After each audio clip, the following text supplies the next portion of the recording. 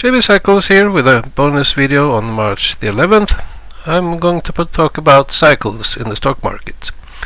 I have found cycles that appear in the S&P for a very long, over a very long period, like the 3.5-year cycle going back over 100 years. And for these cycles to work that well over such a long period, my theory is that there has to be some kind of a driving force behind this. And so here's a theory. We have some planets that have strong, or say relative strong tidal forces working upon the Sun. The two strongest tidal planets are Venus and Jupiter, and there's some evidence showing that these tidal forces are connected with the formation of sunspots. And as I showed in my previous video,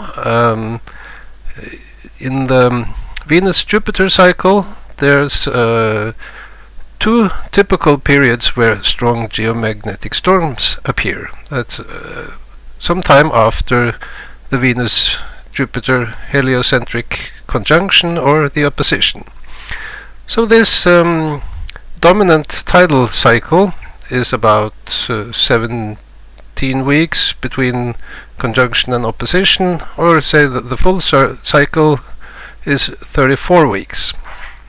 And the theory continues with these geomagnetic storms. They have some biochemical effects on humans and produce some marginal change in the overall sentiment, which again we see the effect in the stock market.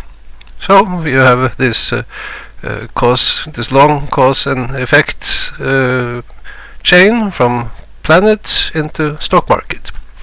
Well, you can believe it or not, but in this chart I have drawn a theoretical 17-week cycle. I have shown the 34-week cycle with these black vertical lines, and we have some bigger cycles. I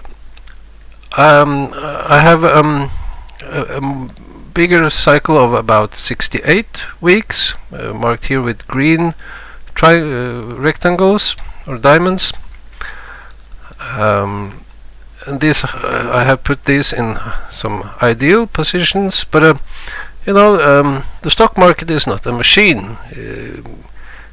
They may follow these cycles, but not perfect. The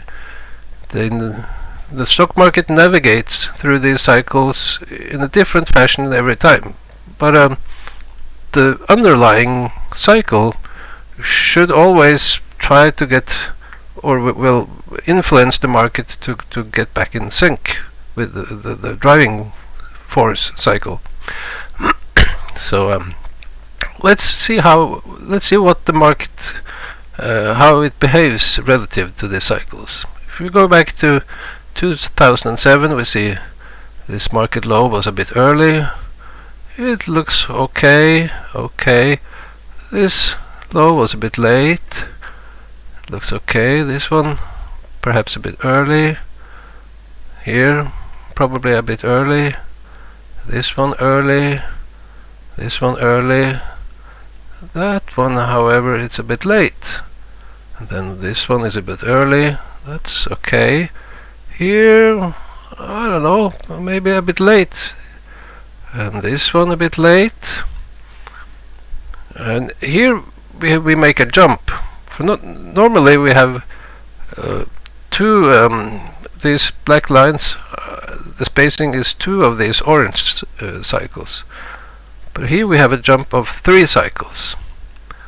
So here the market shifted the rhythm. Anyway, this low is a bit early. This one a bit early. A bit early.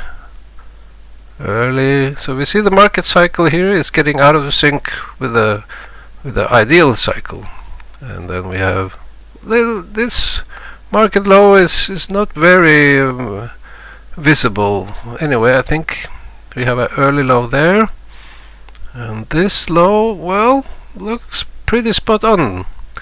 And this low recently in October, a bit early. So what about the next? Well, we see the tendency recently is for early lows, so the ideal low here is 1st of July, but it could be a bit earlier. So, not ideal, some variation here, but perhaps we have an underlying stable cycle, and the market is never perfectly in sync with it, but it tries to make market lows near the cycle lows. And then here we have a deviation where we suddenly have had a cycle of 3 subcycles. So if we look at the bigger cycle in green, we see we have well, in red I also should say we have the 3.5-year cycle. And in this ideal model, this 3.5-year cycle would be 204 weeks. However, my work over going back 100 years says the 3.5-year cycle is 182 weeks. So this model should not work over a long period. Maybe it works right now, but in the long term it should be different. So here we see we have a major low here in green. That's in 2010 a major low, in 2011 a major low. But here we have a very short green cycle. We had the Mario Draghi statement, whatever it takes.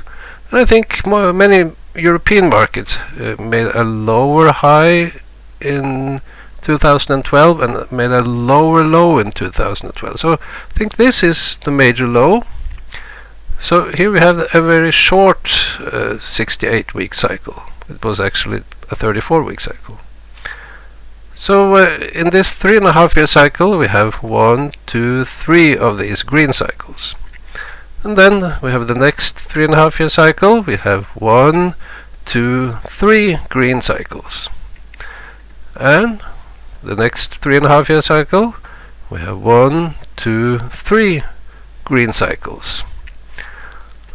But you notice this green cycle was very short, and here normally the green cycle is 4 of these orange ones, but here it was actually 5. And so the current 3.5-year cycle, as you see, we have 1, 2 green cycles, and in this model we should have a third one to make the final stock market low. So in this ideal model it will be around January, February 2024. That would however be a very late low in the ideal 3.5-year cycle. So I'm kind of expecting something, call it similar to 2012, where we have a shortened cycle.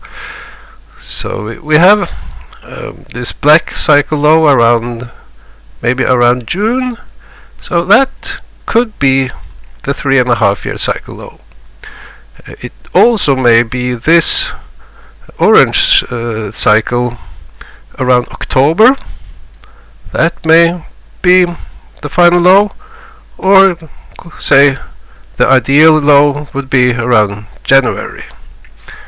So I don't have the answer for this, although my composite of several more cycles shown in my previous video, they suggested a low around September, October. So I'm open to all these alternatives. It could be around June, July, could be around September, October, but also possible around January, February. So, see you in the next one.